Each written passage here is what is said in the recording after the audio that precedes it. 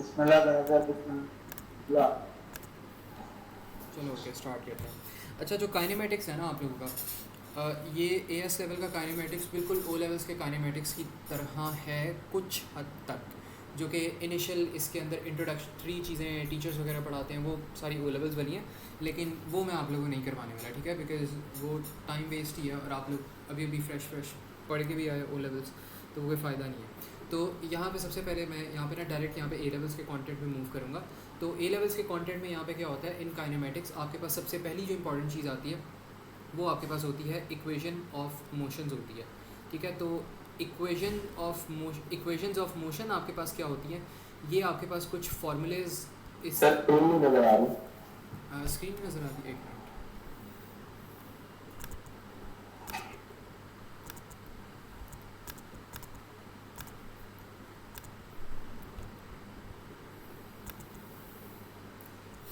अच्छा, ठीक है। तो इसके अंदर आपके पास क्या होता है, इक्वेशन ऑफ मोशंस आपके पास एक ऐसी चीज़ें होती हैं जो आपके पास कुछ आपके पास ना फार्मूलाज होते हैं। इक्वेशंस ऑफ मोशन आप फार्मूलाज को कहते हो, 3 फार्मूलाज होते हैं और ये फार्मूलाज तभी एप्लीकेबल होते हैं जब आपने क्या करना हो, जब आपके पास वैल्यू ऑफ जो जी हो वो कांस्टेंट हो और ए रेजिस्टेंस नेग्लिजिबल हो। तो आप कह सकते हो कि एप्लीकेबल, यहाँ पर आप लिख लो एप्लीकेबल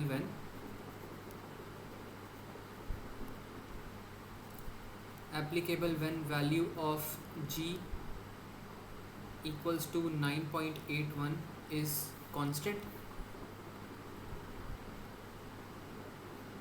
या आप कह लो और द एयर रेजिस्टेंस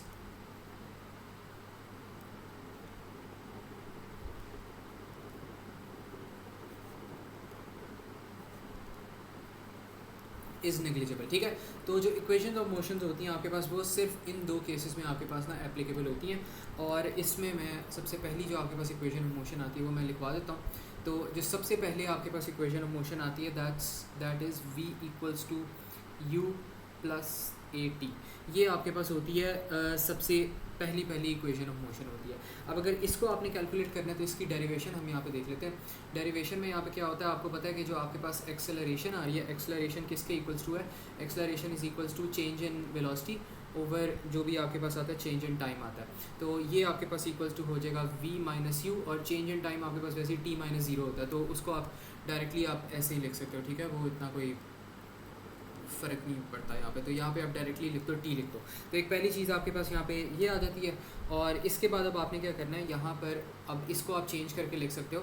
तो ये आपके पास बन जाएगा, वी को सब्जेक्ट बनाओ ज़रा, वी को जैसे ही आप सब्जेक्ट बनाओगे तो आपके पास जो इक्वेशन होगी वो फिर इस फॉर्मेट में करके आ जाएगी। तो this is the derivation that we use है। तो ये मैं यहाँ पे लिख लेता हूँ। ये आपके पास इसकी होती है डेरिवेशन, एक्सेलरेशन के फार्मूला से होगी। एक्सेलरेशन के फार्मूला को थोड़ा सा आपने क्या करना है, ट्वीक करना है। तो ये चीज़ होगी। अब जो दूसरी आपके पास इक्वेशन ऑफ मोशन आती है वो आपके पास आ जाती है, ये बहुत इंपॉर्टेंट होती है, और ये है आपके पास S equals to U T plus 1/2 A T square के नाम से है, ठीक है। और इसकी अगर डेरिवेशन हमने करनी हो तो हम किस तरह करते हैं, सबसे पहले आपने यहाँ पे एवरेज, अगर आपने वो निकालना है, लेट्स सपोज आपने एवरेज कह लो, आपने अगर एवरेज वो चीज़ निकाली है ना, एवरेज डिस्टेंस आपने निकालना है, डिस्प्लेसमेंट आपने निकालना है, तो आप क्या करोगे, आप यहाँ पे लिख दो कि s equals to u plus v, और इनको आपने ऐड करना है और इसका आप एवरेज लो और इसको आप मल्टीप्लाई करवा दो, टाइम से मल्टीप्लाई करवा दो, तो ये आपके पास होगा।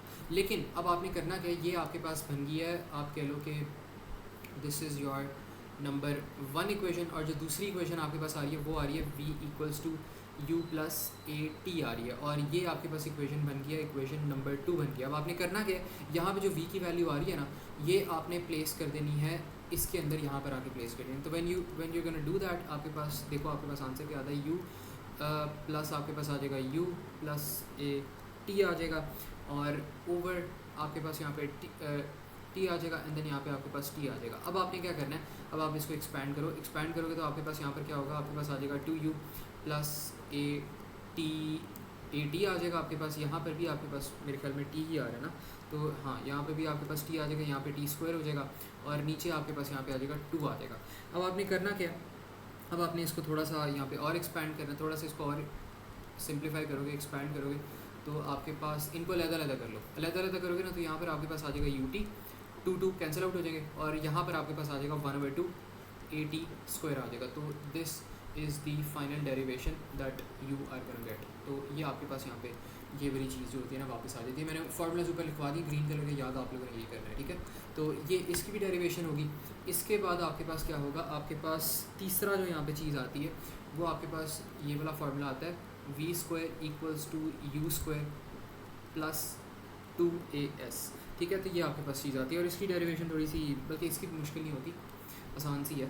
इसमें आपने क्या करना है, यहाँ पे आपको पता है v = u + at आ रहा है, इसको आप कह दो कि ये जो है ये आपके पास इक्वेशन नंबर 1 बन गई। इसके बाद आपके पास क्या चीज़ आ जाती है, इसके बाद आपके पास अगर यहाँ से आप t को सब्जेक्ट बना लो ना, तो यहाँ पर आपके पास आ जाएगा t = v - u/a आ जाएगा, ठीक है। तो एक ये चीज़ आ जाएगी। अभी खैर इसको मैं कह देता हूँ, ये आपके पास ना इक्वेशन नंबर 1 यहाँ पर हो गया, ठीक है, ये हो गया। और इसके बाद आपके पास क्या आता है, आपके पास एक और इक्वेशन आती है, इसको आप कह लो s = u + v/t average displacement की। तो आपने करना क्या है, ये आपके पास इक्वेशन नंबर 2 है और इसके अंदर आपने क्या करना है, ये जो यहाँ से टाइम आ रहा है ना, ये आपने कहाँ पे प्लग इन कर देना है, आपने यहाँ पे प्लग इन कर देना है। तो यहाँ पर जब आप प्लग इन करोगे तो आपके पास क्या होगा, आपके पास यहाँ पर आ जाएगा s = u + v/t और यहाँ पर आपके पास आ जाएगा v - u/a। अब इसको आपने क्या करना है, आपने इसको बस एक्सपैंड करना है। जैसे ही आप इसको एक्सपैंड करोगे तो यहाँ पर क्या होगा, यहाँ पे आपके पास आ जाएगा uv एंड देन यहाँ पर आपके पास आ जाएगा u², यहाँ पर आपके पास आ जाएगा v², यहाँ पर आपके पास आ जाएगा vu और नीचे आपके पास आ जाएगा 2a, ठीक है। अब 2a को यहाँ पर ले जाओ तो ये आपके पास हो जाएगा 2as और यहाँ से आपके पास ये वैसे ही कैंसिल आउट हो जाएगा, ये भी कैंसिल आउट हो गया, ये भी कैंसिल आउट हो गया। तो यहाँ पर आपके पास रह के गया v² + u² रह गया। तो ये आपके पास यहाँ पे तीसरे फार्मूला की भी डेरिवेशन कंप्लीट होगी, ठीक है। तो इस तरह आप लोगों ने क्या करना है, आप लोगों ने इसको डेरिवेट करना है और इसमें समझने वाली कोई चीज़ नहीं है, इसलिए मैं इसको तेज़ी से पढ़ा रहा हूँ। समझने वाली चीज़ बिल्कुल भी नहीं है इसमें, आपने बस इस पूरे प्रोसेस जो है ना, इसको बस आपको पता होना चाहिए किस तरह करना है, स्टेप्स आपको याद होने चाहिए। स्टेप्स मैंने आपको मोशन में करके दिखा दिए, तो this is how you do that. और ये जो 3 फार्मूले से बहुत पिवटल है, ये 3 फार्मूले बहुत ज़्यादा इंपॉर्टेंट है, तो इनको याद करना है। v = u + at, s = ut + 1/2at², v² = u² + 2as। और ये फार्मूलाज तभी एप्लीकेबल होते हैं जब आपके पास वैल्यू ऑफ g 9.81 हो, कांस्टेंट हो, या तो आपके पास ए रेजिस्टेंस बिल्कुल नेग्लिजिबल हो और ये क्वेश्चन के अंदर एक्सप्लिसिटली मेंशन होगा, ठीक है। तो ये आपके पास होगी इक्वेशंस ऑफ मोशन होगी। अब इसके बाद है यहाँ पे एक मैं छोटा सा यहाँ पे आप लोगों को एक क्वेश्चन करवा देता हूँ और ये क्वेश्चन आपको कहता क्या है कि लेट्स सपोज आपके पास ये वाला जो पार्ट आ रहा है ये आपके पास बी आ रहा है एंड देन आपके पास है यहाँ पे ये वाला पॉइंट आपके पास बी वाला पॉइंट आ रहा है और जो ये वाला पॉइंट आपके पास आ रहा है सी वाला पॉइंट आ रहा है। ये बेसिकली आपके पास एक ट्रैक टाइप बन रहा है, ठीक है। तो एक ट्रैक टाइप बन गया और इसमें आपके पास क्या हो रहा है, ये वाला जो आपके पास यहाँ पे पॉइंट आ रहा है ना, इसके ऊपर ऑब्जेक्ट रेस्ट पर है और यहाँ से ऑब्जेक्ट क्या करता है, यहाँ से ऑब्जेक्ट ट्रैवल करना स्टार्ट करता है इस डायरेक्शन के अंदर। तो यहाँ पर भी आके ऑब्जेक्ट क्या कर रहा है, इस मोड पर भी आके ऑब्जेक्ट यहीं पर ही ट्रैवल कर रहा है और यहाँ पर भी आके ऑब्जेक्ट ट्रैवल ही कर रहा है। तो यहाँ पर आपके पास एक चीज़ गिवन है कि आपके पास जो ये वाला डिस्टेंस आ रहा है ना, ए से लेके आपके पास जो बी वाला डिस्टेंस आ रहा है वो उन्होंने आपको दिया हुआ है, वो आपके पास 80 मीटर्स आ रहा है, ठीक है। अब वो आपको क्वेश्चन में क्या कहते हैं, वो आपको क्वेश्चन में कहते हैं कि गिवन, वो आपको कहते हैं गिवन एक्सेलरेशन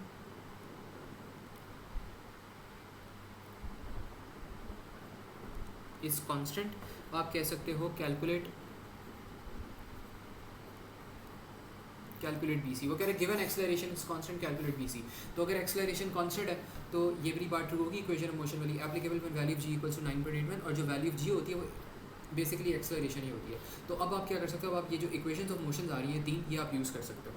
तो अब आपने करना क्या है, यहाँ पे आप वो कह रहे हैं एक्सेलरेशन कांस्टेंट है, तो इसका मतलब यहाँ पर जो एक्सेलरेशन आ रही है और जो यहाँ पर एक्सेलरेशन आ रही है वो दोनों सेम एक्सेलरेशन होगी, ठीक है। तो आप करो क्या, यहाँ पर जो ए से लेकर बी तक जो आपके पास जर्नी आ रही है उसके अंदर एक्सेलरेशन कैलकुलेट करो और यही वाली एक्सेलरेशन आप यहाँ पे अप्लाई कर लेना, तो फिर आपके पास जो होगा ना यहाँ पे पूरा आंसर आपके पास आ जाएगा। तो यहाँ पे सबसे पहले आप ऐसा करो, आप डेटा लिख लो अपना कि डेटा आपके पास किस तरह आ रहा है। एस की जो वैल्यू आपके पास यहाँ पर आ रही है 80 मीटर्स आ रही है और हमेशा याद रखना एएस लेवल फिजिक्स में आपने क्या करना होता है, आपने अपना जो भी जर्नी आ रहा है आपने उसको 2 हिस्सों में डिवाइड करना होता है। या तो आप उसको वर्टिकल और हॉरिजॉन्टल में डिवाइड करें जिस तरह हमने रेजोल्यूशन ऑफ वेक्टर्स में देखा था, या तो आप उसको यहाँ पे जो जर्नी आ रही है उसको आप डिवाइड कर लो, 2-3 पार्ट्स में डिवाइड कर लो जिस तरह AB और BC में हमने कर दिया। इसी तरह आपके पास क्वेश्चन जो होगा ना वो पूरी तरीके से कंप्लीट होगा और ये बहुत ज़्यादा एक छोटी सी ट्रिक ही होती है एएस लेवल के अंदर, आपको क्वेश्चन को तोड़ना पड़ता ही पड़ता है। तो यहाँ पे एक्सेलरेशन होगी ये और जो u की वैल्यू है यू की वैल्यू लेट्स सपोज उसने आपको दी हुई है, और जो यू की वैल्यू उसने दी है आपको, दैट इज़ आप कह लो कि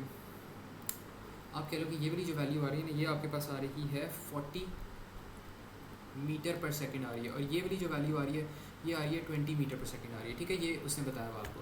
तो यहाँ पर आपके पास जो यू की वैल्यू है वो आपके पास बन जाएगी, क्या थी, 40 थी। कम कैसे होगी, मेरे ख्याल में कोई स्टॉप वगैरह आया होगा या कोई टर्न। तो यहाँ पर v आपके पास हो गया 20 मीटर पर सेकंड। अब आपने क्या करना है, देखो कौन सा appropriate formula that you can use. और टाइम भी आपके पास बाय द वे यहाँ पे नहीं गिवन, तो टाइम भी नहीं है, और एक्सलरेशन तो आपने फाइंड करनी है। तो वी यू और एस है आपके पास बस। तो यहाँ पे क्या ये लग सकता है, वी यू है, एस है, एक्सलरेशन आपने फाइंड करी, तो डेफिनेटली ये वाला परफेक्ट फार्मूला आपके पास, तो ये वाला फार्मूला अप्लाई कर लो। तो आप यहाँ पे अप्लाई करोगे v square equals to u square plus 2as, और यहाँ पे जो v स्क्वायर आपके पास आ रहा है वो 20 स्क्वायर हो जाएगा, यहाँ पे जो u स्क्वायर आपके पास आ रहा है 40 स्क्वायर हो जाएगा, यहाँ पे जो 2 आ रहा है आपके पास a यहाँ पर आएगा, और 80 आपके पास एज इट इज़ यहाँ पर आ गया, ठीक है। अब आपने करना क्या, 20 स्क्वायर माइनस 40 स्क्वायर करना है। 20 स्क्वायर माइनस 40 स्क्वायर करोगे तो आपके पास क्या आना चाहिए, 1200 आ जाएगा, माइनस 1200 बल्कि आएगा, ठीक है। तो this is going to give you minus 1200, और this must be equals to 2a and then 80। तो इसमें यहाँ पे एक्सलरेशन की जो वैल्यू आ रही है वो जब आप कैलकुलेट करोगे तो आपके पास आ जानी चाहिए 7.5, माइनस 7.5, ठीक है। तो माइनस 7.5 स्क्वायर्स आपके पास वैल्यू आ जाएगी। तो ये एक्सलरेशन की वैल्यू आपके पास आ गई। अब इसी एक्सलरेशन की वैल्यू यूज़ करके आपने ये वाला जर्नी कैलकुलेट करना है। अब यहाँ पे आप कह लो कि आपके पास अब जर्नी कहाँ से कहाँ तक आ गया। अब आपके पास जो जर्नी आ रहा है ना वो आपके पास आ रहा है, लेट्स सपोज इसी को मैं ना पार्टीशन में यहाँ पे डिवाइड कर देता हूँ। अब जो आपके पास ये वाला जर्नी आ रहा है ना वो आपके पास आ रहा है बी से लेकर सी तक का जर्नी आ रहा है। तो इसके लिए जितना भी डेटा आ रहा है वो यहाँ पे लिख लो। यहाँ पे जो एस आ रहा है, एस तो आपको नहीं पता, एस आपने फाइंड करना है, ठीक है। और फिर आपके पास जो एक्सलरेशन है उससे कहा था कॉन्स्टेंट है, तो यहाँ पर भी माइनस 7.5 मीटर पर सेकंड स्क्वायर ही होगी। और जो आपके पास यू की वैल्यू है, यहाँ पे जो फाइनल वेलोसिटी थी उसने 20 थी, लेकिन क्योंकि आप बी से सी जा रहे हो तो बी पॉइंट स्टार्टिंग पॉइंट है, तो स्टार्टिंग पॉइंट पे आपके पास इनिशियल वेलोसिटी कितनी है, 20 है। तो ये आपके पास आ गई। और जो final velocity you don't know, और इसके अलावा जो टाइम आ रहा है टाइम भी आपको नहीं पता। तो यहाँ पर आपके पास डिस्टेंस आपने फाइंड करना है, ए और यू आपके पास है। तो देख लेते हैं कौन सा फार्मूला लगेगा। ए है आपके पास, यू है, और डिस्टेंस आपने फाइंड करना है। अच्छा, ये जो वेलोसिटी है ना वी, ये भी हमारे पास है। कैसे है, क्योंकि क्वेश्चन में मेंशन है कि आपके पास रेस्ट पे आ रही है। तो अगर रेस्ट पे कोई चीज़ आ रही है तो उसकी वेलोसिटी भी क्या होगी, जीरो होगी। यहाँ पर लिखा हुआ है इट्स एट रेस्ट, तो वही वाला दोबारा से फार्मूला यूज़ कर लो। तो आपके पास यहाँ पे आप लिख दो v square equals to u square plus 2as। तो जो वी स्क्वायर है आपके पास वो आपके पास हो जाएगा यहाँ पे 0 स्क्वायर, और यहाँ पे जो यू स्क्वायर हो जाएगा वो आपके पास हो जाएगा 20 स्क्वायर, और प्लस यहाँ पे आपके पास आ जाएगा 2, और जो ए की वैल्यू वो आपके पास हो जाएगी माइनस 7.5, एंड देन एस आपके पास एज इट इज़ यहाँ पर आ जाएगा, ठीक है। तो यहाँ पर इसको 20 स्क्वायर को वहाँ पर लेकर जाओ, वहाँ पर लेकर जाओगे तो ये हो जाएगा आपके पास माइनस 400, माइनस माइनस दोनों साइड पे आपके पास वैसे ही कैंसिल आउट हो जाने। तो यहाँ पर आ जाएगा 2 minus 7.5s, minus minus cancel out करो, ये भी कैंसिल आउट हो गया, ये भी कैंसिल आउट हो गया।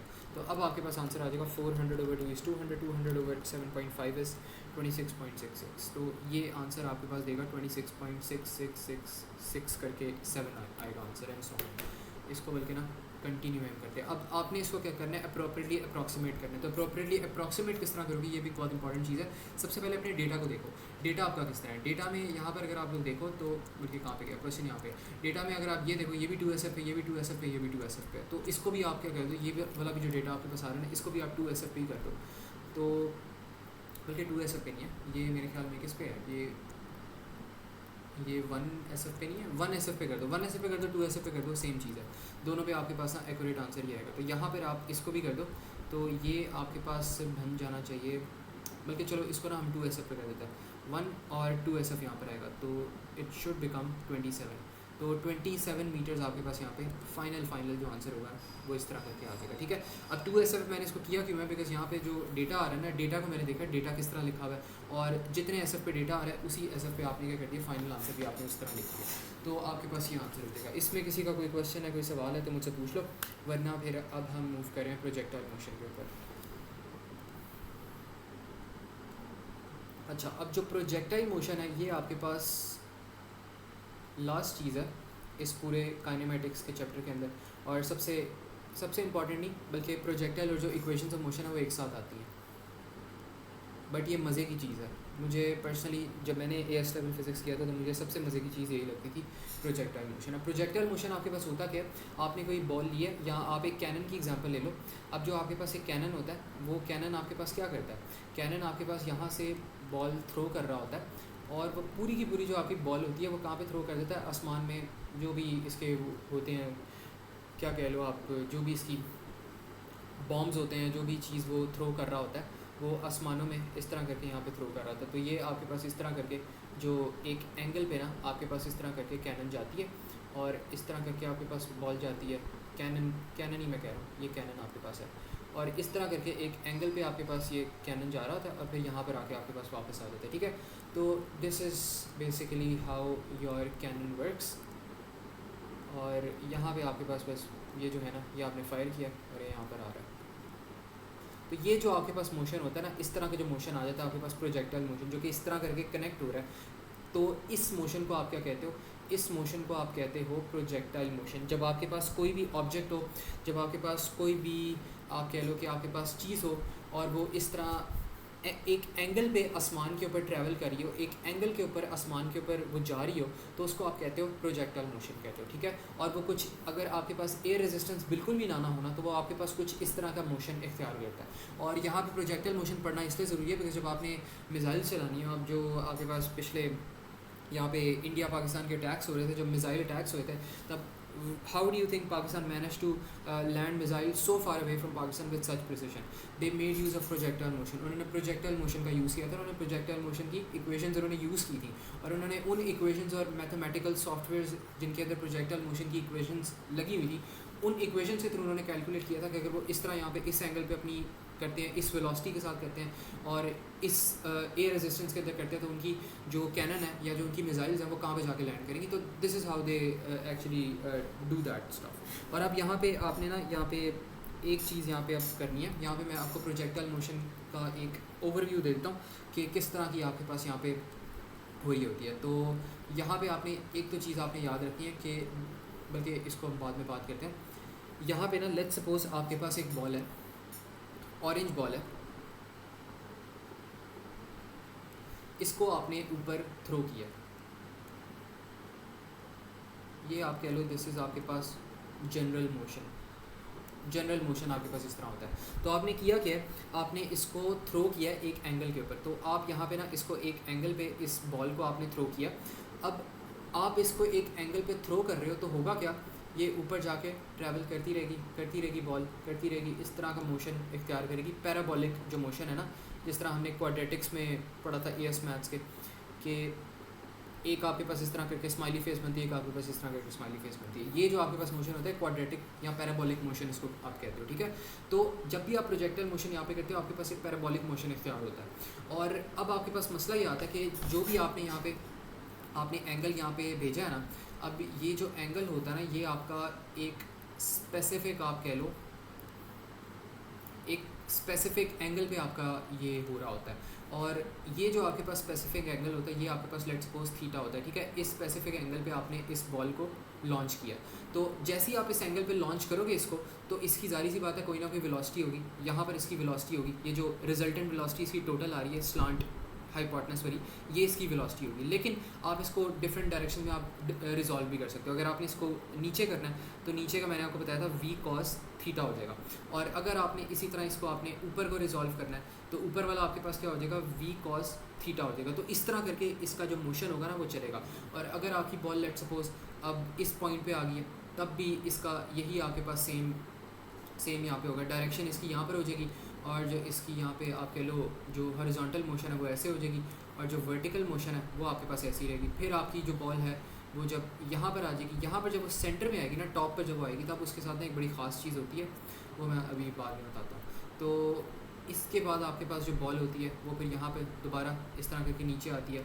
अब उसकी जो डायरेक्शन होती है वो इस तरफ को आ रही है, और जो उसकी हॉरिजॉन्टल यहाँ पर मोशन है, बल्कि थोड़ा सा यहाँ पर मेरे ख्याल में, बल्कि अब पता क्या होता है, अब आपके पास जो हॉरिजॉन्टल मोशन होती है वो ये होता है कि जो आपके पास वर्टिकल मोशन है ना, क्योंकि थोड़ा सा यहाँ पे मेरे ख्याल में इसको करने की ज़रूरत है। यहाँ पे वर्टिकल मोशन आपके पास कुछ ऐसे बन जाएगा, वर्टिकल मोशन कुछ ऐसे बन जाएगा, और जो आपके पास हॉरिजॉन्टल मोशन है अब इस केस में वो आपके पास कुछ ऐसे करके बन जाएगा, ठीक है। इस तरह करके आपके पास डायग्राम बन जाएगी। और फिर इसी तरह आपके पास यहाँ पर ये बॉल अगर आ रही है इस पॉइंट के ऊपर, तो लेट्स सपोज यहाँ पर उसका जो मोशन है वो ऐसे करके कुछ बन रहा है, और जो उसका हॉरिजॉन्टल है वो फिर ऐसे बन जाएगा, और जो वर्टिकल है उसका वो भी कुछ इस तरह करके बन जाएगा। तो इस तरह करके आपकी जो बॉल है ना वो ट्रैवल कर रही होती है। अब इसमें कुछ बातें जो हैं वो पता होनी चाहिए, और उसमें ये है कि सबसे पहले आपके पास ये जो सेंटर वाला पार्ट आपके पास आ रहा होता है ना, ये जो आ रहा होता है इसको आप कहते हो हाइट कहते हो, या इसको आप रिप्रेजेंट कर लो हाइट से, ठीक है। तो ये आपके पास होती है टोटल जो हाइट है। अक्सर क्वेश्चंस में वो कहता है आपके पास ये जो टोटल हाइट आ रही है वो कैलकुलेट करो। और एक और चीज़ आपने याद रखनी है, ये वाला जो मोशन है ना, ये वाला मोशन आपके पास सिर्फ और सिर्फ तभी फॉर्म होता है जब एयर रेजिस्टेंस नेग्लिजिबल हो। तो आप यहाँ पे कह सकते हो कि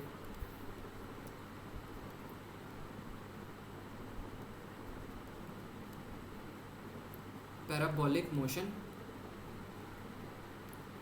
व्हेन g कांस्टेंट और एयर नेग्लिजिबल, ठीक है।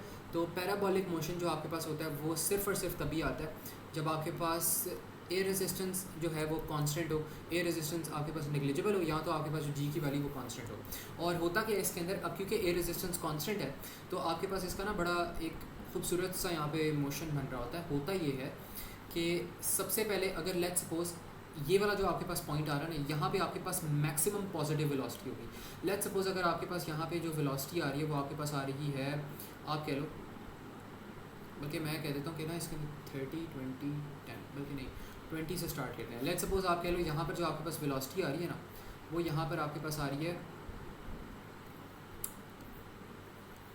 यहाँ पर मैं लिख देता हूँ 20 मीटर पर सेकंड आ रही है, और ये पॉजिटिव आ रही है, पॉजिटिव 20 मीटर पर सेकंड।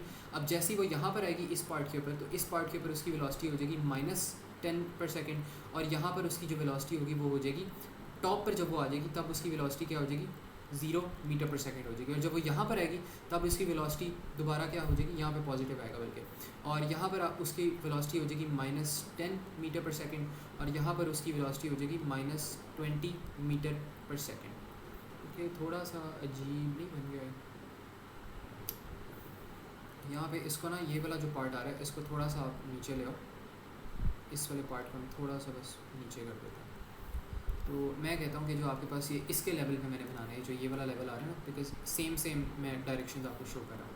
तो यहाँ पर आपके पास क्या होगा, यहाँ पर आपके पास जो वेलोसिटी है, खैर इसको अभी ये मैं एंगल ही बना रहा है, एंगल थोड़े से ख़राब हो जाएंगे, तो इसको यहाँ पे बस ये कर लो कि यहाँ पे अगर -10 है तो यहाँ पर आपके पास हो जाएगा -20 मीटर पर सेकंड। तो इस पूरी चीज़ से हमारे पास कहानी ये आ रही है कि आपके पास जो यहाँ पे इंक्रीज़ और डिक्रीज़ होता है वेलोसिटी के अंदर वो कांस्टेंट होता है, और ये वाला जो स्टार्टिंग पॉइंट होता है ना आपका, स्टार्टिंग पॉइंट के अंदर हमेशा वैल्यू जो होती है वेलोसिटी की वो पॉजिटिव होती है और सबसे हाईएस्ट होती है, और यहाँ पर आके आपकी वैल्यू सबसे नेगेटिव होती है और आपके पास सबसे लोएस्ट होती है। और इसमें जो मैग्नीट्यूड होता है, मैग्नीट्यूड दोनों पॉइंट्स पे सेम रहता है, इसका भी मैग्नीट्यूड 20 है, इसका भी मैग्नीट्यूड 20 है, बस डिफरेंस क्या है, यहाँ पे प्लस है, यहाँ पे माइनस है, क्योंकि आपके पास एक हार्मोनिक मोशन में यहाँ पे चीज़ें जो वेलोसिटी है वो डिक्रीज़ इंक्रीज़ कर रही है। यहाँ पे 20 है, फिर 10 हो जाएगी, फिर यहाँ पे 0 हो जाएगी, फिर यहाँ पे -10 एंड देन यहाँ पे -20, हमेशा इस तरह का आपके पास मोशन चलता है। तो यहाँ पे एक चीज़ यहाँ पे लिख भी लो कि आपके पास जो स्टार्ट पॉइंट है ना,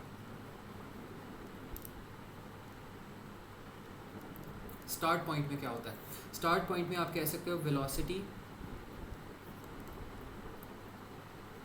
मैक्स, और जो आपके पास कह लो टॉप पॉइंट आपके पास होता है, या जो मिडल पॉइंट होता है, टॉप पॉइंट में आपके पास क्या होता है वेलोसिटी 0। फिर आपके पास क्या होता है, जो आपके पास एंड पॉइंट होता है, एंड पॉइंट मतलब जो भी यहाँ पे एंडिंग जर्नी आ रहा है, इस पे क्या होता है, इस पे आपकी जो वेलोसिटी यहाँ पर आ रही है, वेलोसिटी क्या होती है आपकी, वेलोसिटी होती है मिनिमम होती है। तो एक ये पॉइंट आ गया, और दूसरा यहाँ पे जो एक ज़रूरी पॉइंट आता है वो आपके पास ये आता है कि इसको आप याद रख लो कि जो आपके पास हॉरिजॉन्टल एक्सेलरेशन के बारे में एक चीज़ है, हॉरिजॉन्टल वेलोसिटी, अब जो हॉरिजॉन्टल वेलोसिटी होती है ना आपके पास, इसकी जो v cos थीटा आ रही है, v cos थीटा आ रही है, वो हमेशा आपके पास क्या रहती है, वो हमेशा आपके पास सेम रहती है। ये चीज़ आपने याद कर लेनी है कि इट नेवर चेंजेस। लेकिन जो आपके पास वर्टिकल वेलोसिटी, हॉरिजॉन्टल वेलोसिटी कौन सी होता है? हॉरिजॉन्टल वेलोसिटी क्या होगी, कौन सी है नर्सिंग, मतलब देखो समझ नहीं आया। हॉरिजॉन्टल वेलोसिटी आपके पास ये है v cos थीटा, ये यहाँ पे एक्ट कर रही है v cos थीटा, ये वाली जो ग्रीन कलर की मैंने बनाई है v cos थीटा, ये आपके पास हॉरिजॉन्टल वेलोसिटी है। ठीक है, ओके ओके ठीक है, तो ये होती है। अब इसके बाद यहाँ पे क्वेश्चन आता है वर्टिकल वेलोसिटी का। अब जो वर्टिकल वेलोसिटी होती है ना आपके पास, वर्टिकल वेलोसिटी आपके पास चेंज करती रहती है। वर्टिकल वेलोसिटी चेंज क्यों करती है, बिकॉज आपके पास जो एक्सेलरेशन, बल्कि एक मिनट, वर्टिकल वेलोसिटी, हाँ ठीक है, वर्टिकल वेलोसिटी जो होती है ना आपके पास चेंज करती रहती है। वर्टिकल वेलोसिटी जो मैंने यहाँ पे बनाई है, ये वाली वेलोसिटी, ये आपके पास वर्टिकल वेलोसिटी होती है 20 मीटर्स, 10 सेंटीमीटर, 0 -10 एंड 20, ये होती है। क्या हुआ, हॉरिजॉन्टल नहीं करती? हॉरिजॉन्टल आपके पास हमेशा चेंज रहती है, तो वो चेंज नहीं करेगी, तो वो हमेशा आपके पास स्टार्टिंग पॉइंट में भी सेम होगी और एंडिंग पॉइंट पे भी आपके पास सेम ही रहेगी। ठीक है, तो ये होता है वर्टिकल वेलोसिटी चेंज करती है। तो ये जो मैंने यहाँ पे बनाई हुई है ना चीज़ें, ये खाली आपके पास वर्टिकल वेलोसिटी है। यहाँ पे इनको मैं मेंशन भी कर देता हूँ, ये वर्टिकल वेलोसिटी है, ये भी आपके पास वर्टिकल वेलोसिटी है, ये भी आपके पास वर्टिकल वेलोसिटी है, ये भी आपके पास वर्टिकल वेलोसिटी है। सर ये आपने एक से क्या मार किया हुआ है? हॉरिजॉन्टल उल्टा नहीं किया हुआ, ये वर्टिकल नहीं होता? हॉरिजॉन्टल कहाँ पे, किस चीज़ की बात कर रहे हो हसीब, किस चीज़ की बात कर रहे हो, कौन से वाले पॉइंट की? नहीं तो आपने बीच में लाइन बनाई है, ये तो नहीं है, ये वाली जो बीच में लाइन बनाई है, ये तो हाइट आ रही है इसका क्या? हाँ अच्छा, अच्छा ये तो हाइट है, ठीक है। अच्छा, तो बस इसमें ना, इसमें यही बस कॉन्सेप्ट्स होते हैं। इसमें मुझे और देखने दो, अगर कोई क्वेश्चन का खैर शायद आज टाइम ना मिले, बट और क्या ही चीज़ होती है सर इसके वर्कशीट शुरू करूं आपसे? हाँ, वर्कशीट शुरू कर देना। बताओ। वो बल्कि ऐसा करना, मैं ना तुम्हें अपनी भी वर्कशीट भेज दूंगा, ताकि मुझे भी थोड़ा सा आइडिया रहे कि क्या क्या काम हो रहा है, वो भी मैं भेजूंगा तुम्हें। चला भेज देगा वो है हो जाएगी। चलो ठीक है, मैंने उसकी वर्कशीट बना के भेज दूंगा। बाकी जो इसके बारे में और क्या चीज़ रह गई है, मुझे मेरे ख्याल में सब कुछ कवर हो गया। बाकी ये है कि वो डिफरेंट तरीके से आप क्वेश्चन पूछ सकते हैं। ये जो वर्टिकल वेलोसिटी यहाँ पे 0 होती है, ये बड़ी इंपॉर्टेंट होती है। हाँ, और एक और चीज़ याद रखो, अगर आपके पास यहाँ पे आपके पास टाइम टी लग रहा है ना, ये हाफ जर्नी कंप्लीट करने में टाइम टी लग रहा है, तो इतना ही टाइम आपके पास यहाँ पर लगेगा। तो जो टोटल टाइम आपके पास लगता है वो टाइम 2t लगेगा। तो यहाँ पे अगर वो, हाँ, तो यहाँ पे अगर वो आपको कहेगा ना कि आपने करना है कि लेट्स सपोज आपने ये वाला टाइम फाइंड कर लिया, वो कहेगा पूरे जर्नी का टाइम फाइंड करो, तो आपने 2 से मल्टीप्लाई करवा देना इस टाइम को। तो यहाँ पे आपके पास सेम यहाँ पे टाइम लगता है। तो ये चीज़ें आप सबको ना बस थोड़ी बहुत पता होनी चाहिए इसकी। बाकी इसके क्वेश्चंस करोगे और थोड़ा सा सेटल हो जाएगा। कल हमारी क्लास है ना, उसके अंदर फिर हम डिस्कस करते हैं इसके क्वेश्चन। बाकी जो कंटेंट था इसका वो बस इतना ही था। बाकी इसको करो ये कि इसकी जो पॉइंट्स वगैरह हैं वो याद कर लो, देख लो किस तरह होंगे। तो बाकी बस इतना ही है, ठीक है। बाकी नेक्स्ट क्लास में हम फिर फास्ट स्टार्ट करेंगे।